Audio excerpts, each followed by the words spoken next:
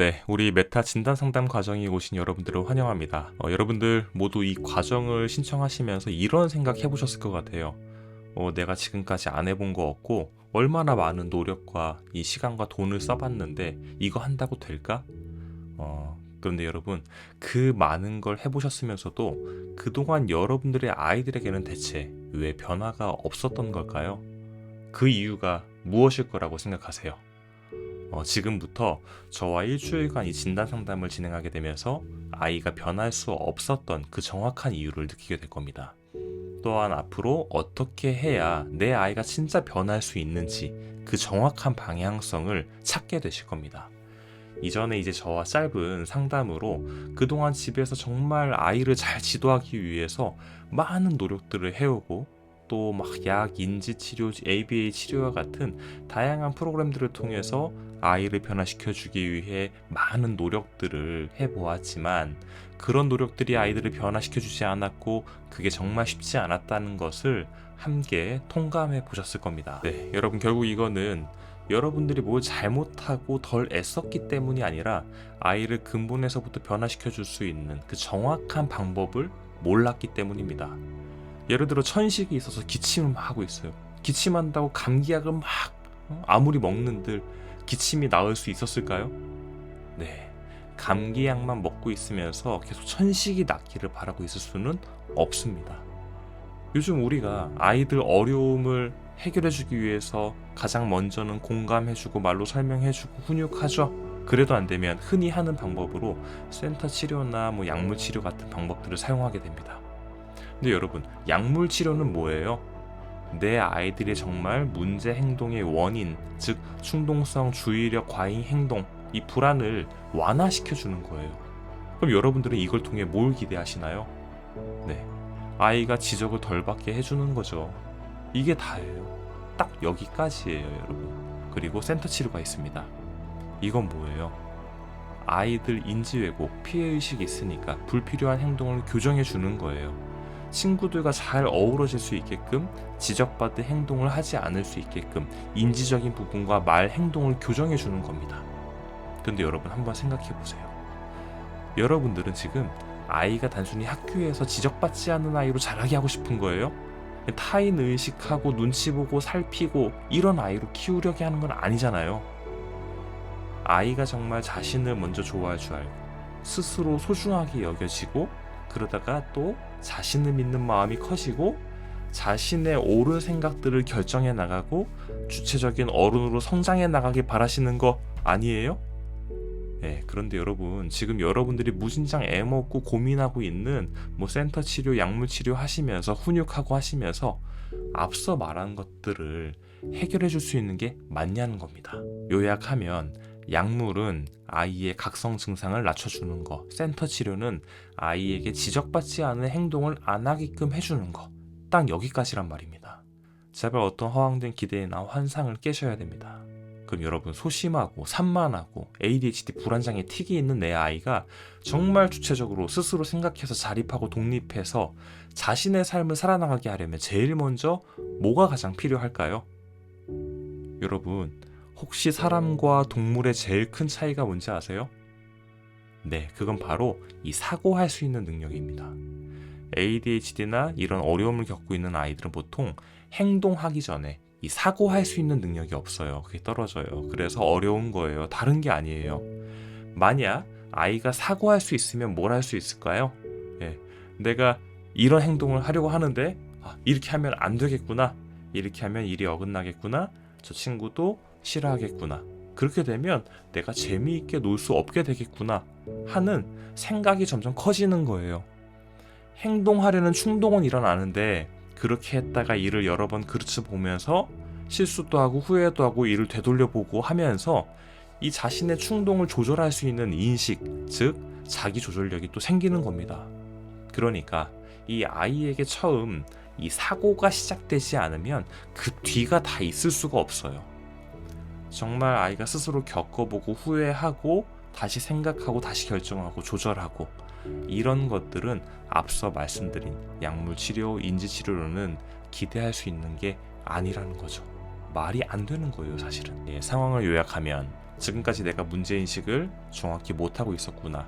천식이 낫기를 바라면서 감기약을 계속 먹이고 있었구나. 그러면서 천식이 낫기를 계속 바라고 있으니 힘들고 약효는 없고 기다리다 지치고 주변에서도 나한테 뭐라고 하고 그랬던 거구나. 결국 뭐예요? 나도 힘들고 애도 힘들고 주변 사람도 다 힘들었던 거예요. 맞나요? 그럼 여러분도 지금까지 해오셨던 방법대로 앞으로 1년을 더 한다고 했을 때 변화가 있을까요? 3달하고 반년 해서 변화 없다면 3년을 해도 당연히 변화가 없습니다. 그런데 만약 제대로 된 방법이라면 일주일만 해도 변화가 나타나는 거예요. 천식에 걸렸을 때 천식약 먹으면 바로 효과가 나타나겠죠? 그럼 여러분도 궁금하실 거예요. 호장님, 그러면 사고력은 도대체 어떻게 키우는 건데요? 네, 여러분, 맞습니다. 이 사고력이라는 게 결국 우리 아이의 삶을 바꿔주는데 굉장히 필수적인 부분이에요. 그런데 그 전에 우리가 반드시 짚고 넘어야 가야 할 것들이 있습니다.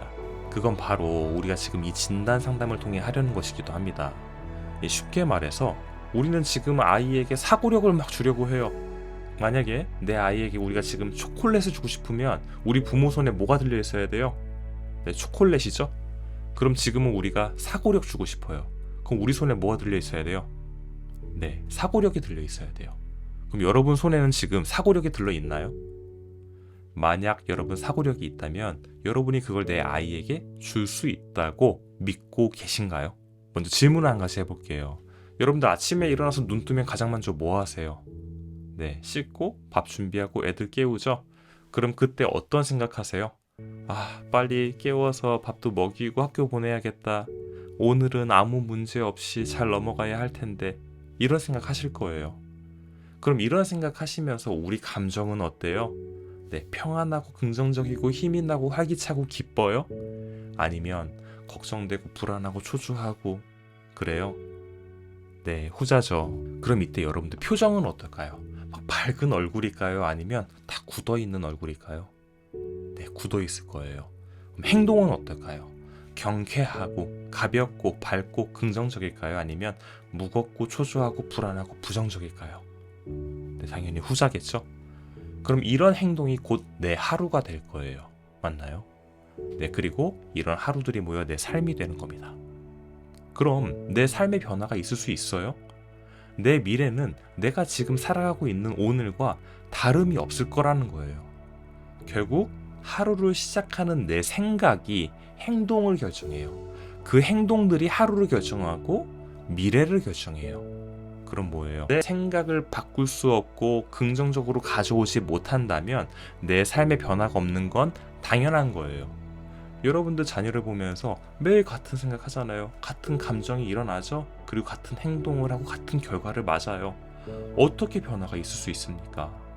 변화가 일어나는 게 오히려 더 이상한 거죠. 그래서 내가 내 아이에게 정확한 사고력을 알려줄 수 있겠다는 자신에 대한 확신이 있어야 돼요. 그리고 내 아이도 이걸 잘 배워낼 수 있겠다는 믿음도 있어야 합니다. 그걸 내 아이에게 줬을 때 내 아이가 한 인간으로서 사고력을 배울 수 있다고 한치의 의심 없이 믿는지, 아니면 우리 아이는 ADHD 환자라서 우리 아이는 이런 게 부족해서 쉽지 않을 텐데 라고 생각하는 건 아닌지. 만약 후자의 생각을 갖고 계시다면 아이는 영영 우리 부모님들이 바라는 삶과는 거리가 먼 그런 삶을 살게 될 것입니다. 여기에 그걸 바라는 부모님은 어느 누구도 안 계실 거예요. 그리고 여기에 더해 플러스 되어야 하는 것이 정확한 훈육법이에요.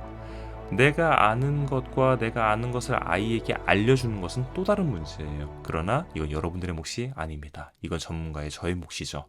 그래서 이건 배워서 하시면 되는 거예요. 자, 이렇게 되면 여러분들의 삶의 변화가 일어납니다. 안 일어날 수가 없겠죠?